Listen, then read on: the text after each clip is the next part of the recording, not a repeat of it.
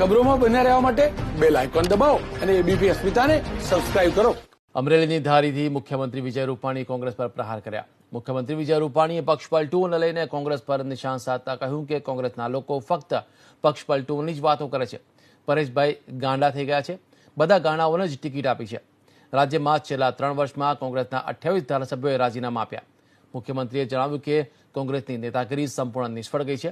કોંગ્રેસને સમજાતું નથી કે શું ચાલી રહ્યું છે. કોંગ્રેસ સતત તૂટી રહી છે.